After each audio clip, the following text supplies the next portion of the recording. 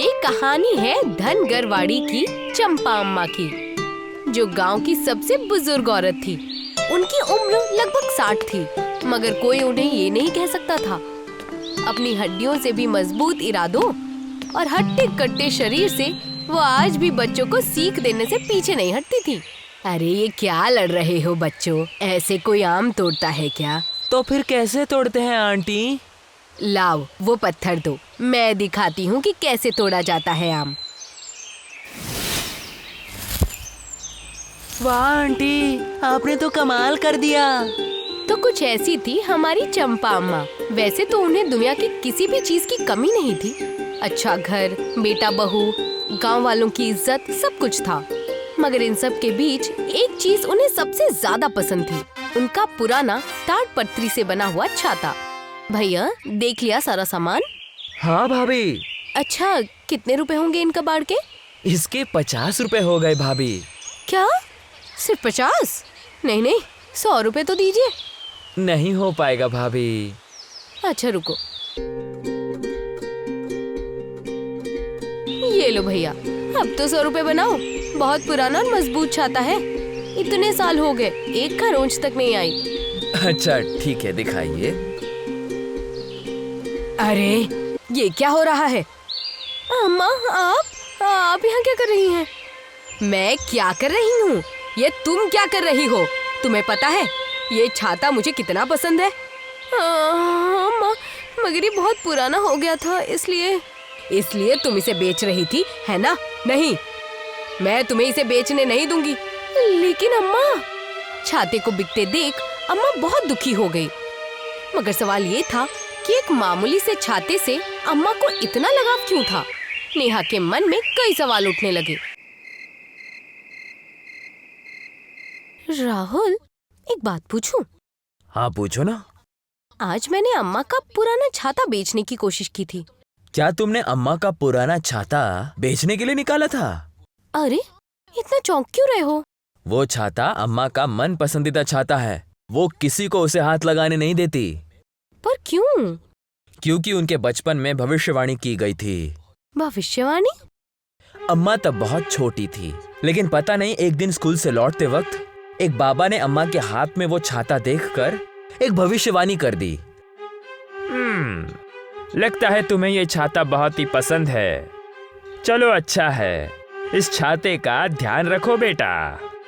ये छाता मामूली दिख रहा है, लेकिन याद रखना, ये छाता तुम्हें भविष्य में हर मुश्किल से बचाएगा, तुम्हारी जान भी। इसीलिए इसे संभाल कर रखना। क्या? एक पुराना छाता जान बचाएगा? ऐसे कैसे हो सकता है? अब वो तो मुझे भी नहीं पता, लेकिन अम्मा का मानना है मुझे उनका मन नहीं दुखाना।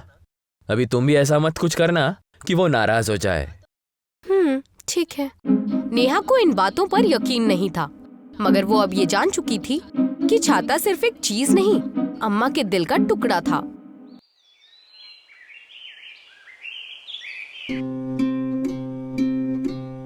अम्मा, अरे बहू, आओ आओ, अंदर आओ। अम्मा, मैं आपसे माफी मांगना चाहती हूँ। माफी? किस बात की? मैंने आपके छाते को छू लिया, आपको नाराज कर दिया। अरे वो बात तो मैं भूल ही गई, गलती हो जाती है बहू। और राहुल ने मुझे बताया कि आपको ये छाता क्यों पसंद है।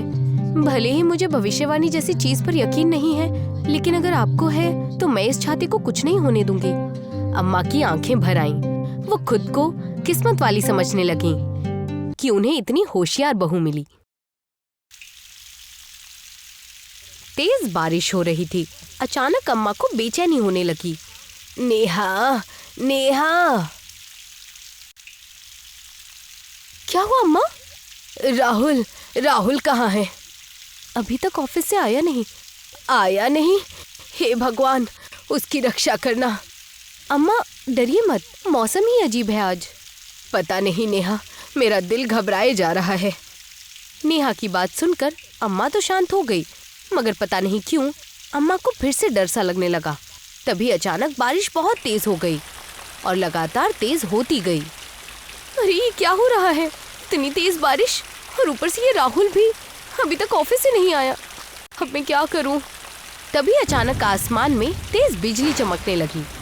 हवाएं बहुत तेज चलने लगी। सारे दरख्त जोरों से हिलने लगे और कुछ तो गिर भी गए। ऐसा लग रहा था कि कुदरत कोई जुल्म ढा रही है। नेहा और अम्मा दोनों ही बहुत घबरा चुकी थीं और राहुल का भी कोई अता पता नहीं था।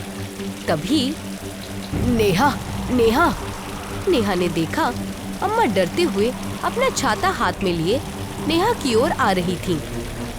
जी अम्मा। राहुल कहाँ है? उसे तुरंत घर बुला। मुझे कुछ ठीक नहीं लग रहा, तू अभी उसे यहाँ बुला। अम्मा अम्मा आप शांत हो जाइए। नहीं, तू समझ नहीं रही है, बारिश बहुत तेज हो रही है, कुछ तो गड़बड़ है। अम्मा मैंने राहुल को कॉल किया था मगर उसका फोन नहीं लग रहा है। क्या? हे भगवान! नेहा की बात सुनकर अम्मा और भी डर गई। अम्मा को कुछ समझ नहीं आ रहा था। तभी अम्मा की नजर खिड़की के बाहर पड़ी। उन्होंने देखा कि गांव के समंदर का पानी बढ़ता जा रहा है। आधे से ज्यादा गांव पानी में डूब चुका था। गांव के सारे लोग पानी में तैर रहे थे, अपने आप को जैसे तैसे बचा रहे थे, मगर कोई फायदा नहीं था। तभी एक बड़ी पानी की लहर अम्मा के घर की ओर आती नजर आई, जिससे अम्मा और भी डर गई। नेहा, वो देखो। नहीं! नेहा और अम्मा भागने की कोशिश कर ही रहे थे, तभी उस बड़ी लहर ने उनके घर पर हमला कर दिया। देखते ही देखते पूरा गांव पानी में डूबने लगा। अचानक आई बाढ़ ने पूरे गांव को तहस नहस कर दिया। अम्मा अम्मा आप ठीक हो? हाँ हाँ मैं ठीक हूँ बेटा, शुक्र है। पता नहीं राहुल कहाँ है। नेहा और अम्मा राहुल के लिए परेशान हो ही रहे थे कि तभी उनकी नजर दूर पानी में तैरते हुए एक इंसान पर पड़ी। वो राहुल था। बेचारा अपनी जान बचाते हुए अम्मा और नेहा की ओर तैरते हुए जा रहा था। अम्मा, वो रहा राहुल। राहुल बेटा, राहुल। अम्मा अम्मा। बेटा इधर आओ। राहुल किसी तरह तैरते हुए नेहा और अम्मा के पास आ गया, मगर पानी रुकने का नाम ही नहीं ले रहा था। तभी नेहा, राहुल बेटा डरना मत, मैं हूँ ना। तभी अम्मा ने जैसे ही पानी से ऊपर अपना हाथ खींचा और अपना छाता खोला, एक चमत्कार हो गया। जैसे ही छाता खुला, वो अपने आप बहुत बड़ा हो गया। इतना बड़ा कि गांव के सारे लोग एक एक करके उस पर चढ़ने लगे और पानी से बच गए। धीरे धीरे सब लोग धीरे धीरे चढ़ो, घबराओ मत। अम्मा अम्मा, क्या आप ठीक हैं? हाँ बेटा, अब सब ठीक है। आखिरकार अंत भला तो सब भला। उस जादुई छाते की वजह से पूरे गांव के लोग बच गए। देखा, मैंने कहा था ना, आखिरकार अम्मा का छाता ही काम आया। तो कुछ ऐसा था धनगरवाड़ी की अम्मा और उनके तार पत्रे वाली छाते का किस्सा।